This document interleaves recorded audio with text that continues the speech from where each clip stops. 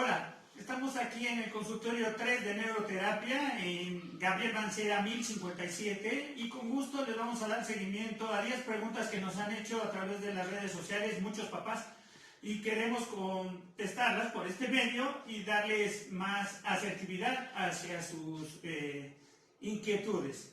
Vamos a escuchar la pregunta número 1. ¿Qué son las alteraciones del neurodesarrollo? Las alteraciones del neurodesarrollo son disfunciones que existen en la comunicación celular. Puede ser a través de una alteración de los neurotransmisores o puede ser también alguna alteración genética.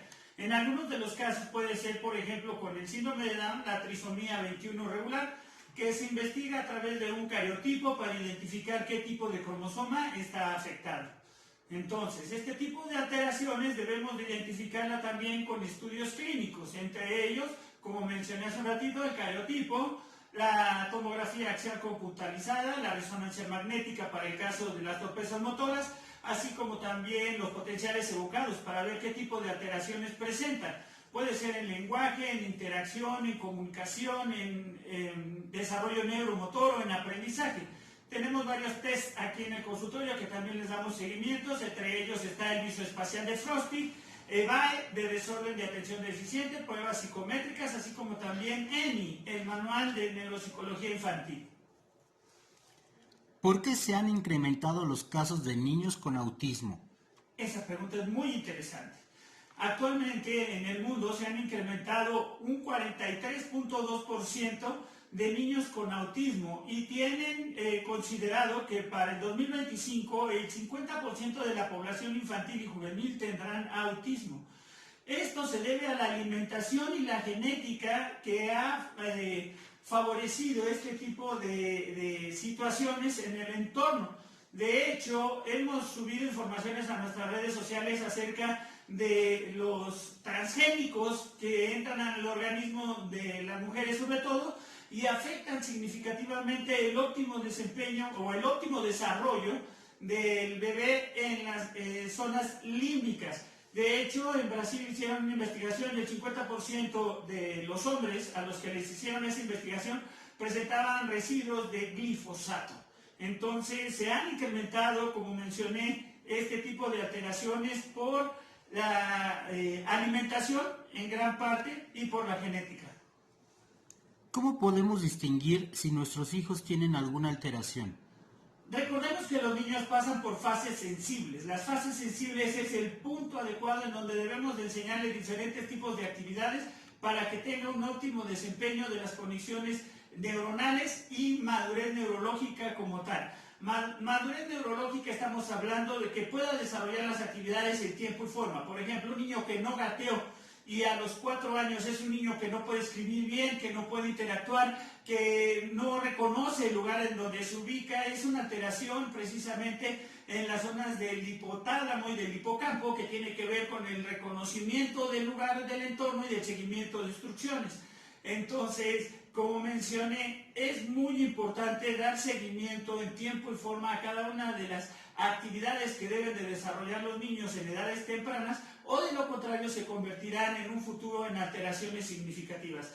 He de comentarles que hoy en día ha habido combinaciones de varias alteraciones, por ejemplo, un trastorno por déficit de atención con hiperactividad, pero también con autismo. Entonces, imagínense, un niño que tiene esas combinaciones es un niño disruptivo, porque no puede estar quieto un solo momento, ni puede estar bien un solo momento. Y muchas veces los medican para mantenerlos tranquilos, pero esa medicación les hace daño sobre todo al hígado y a los riñones, que a la larga les va a causar, la mayoría de estas sustancias tienen codependencia. ¿Cómo afectan estas alteraciones en la vida diaria de las personas? Como mencioné hace un momento, un niño, por ejemplo, que no logra hablar bien a los 2, 3 añitos, es un niño que con el paso del tiempo va a empezar a señalar las cosas que necesita y entonces va a tener mutismo o va a tener falta de interacción con las personas porque se ríen por cómo actúa. Y entonces este niño se va a volver introvertido, ya no va a querer tratar de decir las palabras porque lógicamente cuando le salen los sonidos las demás personas se ríen o se burlan de él y se aísla y deja de hacerlo. Entonces este niño empieza a tener una alteración emocional conductual, porque llega un momento en el que se aíslan tanto que empiezan es como un express, empiezan a contener emociones hasta que llega un momento en que explotan. Y cuando explotan, avientan cosas, hacen berriches, pegan, muerden, patean, empujan, desahogan. Una vez que desahogan, lloran, que finalmente ese es el desahogo final, y se duermen. Entonces esos niños tuvieron una descarga emocional significativa por una falta de comunicación que afectó significativamente todos los procesos de conducta, de interacción, motores y de comunicación. ¿De dónde provienen las alteraciones como el Alzheimer, la dislexia o el autismo? Como hemos mencionado, la alimentación es parte medular en este tipo de alteraciones y en algunos casos la genética también lo determina. Recordemos que en algunos casos, después de los 30 años, empieza a haber una oxidación celular. Significa que la célula empieza a perder su oxigenación y no logran comunicarse de manera eficiente y hay menor cantidad de conexiones neuronales. Y entonces se nos empiezan a olvidar los números, los teléfonos, las direcciones, los lugares donde dejamos aparcado el carro. Y entonces ese tipo de alteración de ubicación espacial y de memoria a corto plazo empieza a afectar significativamente zonas cerebrales que con la genética, como mencioné, empiezan a dar como consecuencia el Alzheimer o en algunos casos la demencia. ¿Qué importancia tiene el sistema nervioso central en las alteraciones del neurodesarrollo? Muchísima. Recordemos que el sistema nervioso central se conecta con el sistema nervioso autónomo, que es el que regula las funciones del cuerpo. El latido del corazón, la respiración, los ciclos de vigilia y sueño, etcétera, etcétera. Entonces, cuando el sistema nervioso central no está trabajando de manera eficiente, inmediatamente hay una falla en la comunicación con los órganos, aparatos y sistemas. La mielina es una parte importantísima para que el sistema nervioso central tenga suficiente irrigación sanguínea para todas las conexiones en el cuerpo humano. Con la neuroterapia, ¿qué padecimientos podemos mejorar? Aquí en el consultorio hemos trabajado con 10 padecimientos significativos y hemos logrado transformar ese tipo de alteraciones. Autismo, síndrome de Down, trastorno por déficit de atención con hiperactividad, dislexia, disgrafía, acalculia. Hemos trabajado también con demencia senil, trastornos del lenguaje, Alzheimer, accidente cerebrovascular, así como también sesgos cognitivos. ¿Cómo a través del movimiento se generan cambios importantes en la conducta de las personas? Esto es muy interesante. Resulta que el sistema límbico conecta con 11 estructuras. Esas 11 estructuras tienen que ver precisamente con la interpretación del entorno que nos rodea.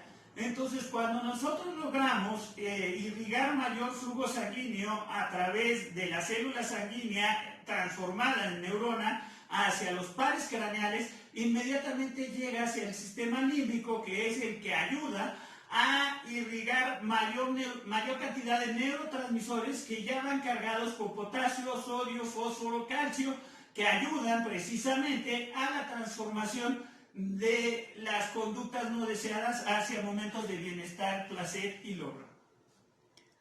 Por último, ¿por qué es importante acudir a una neuroterapia?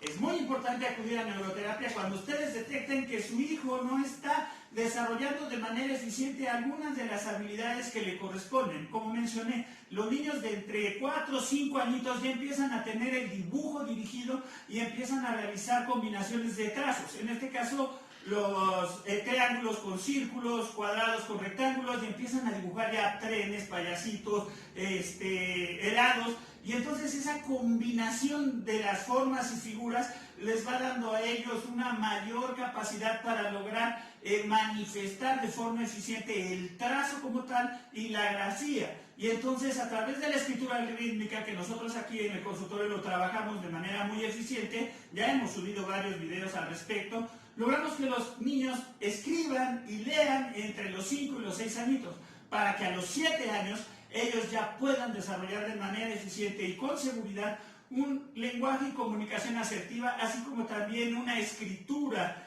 adecuada a la edad y que se puedan comunicar en todas sus formas con las personas, tanto de su edad como mayores. Y entonces les da seguridad y son líderes propositivos en el medio donde se desarrollan. Somos Innovación en Salud y educación.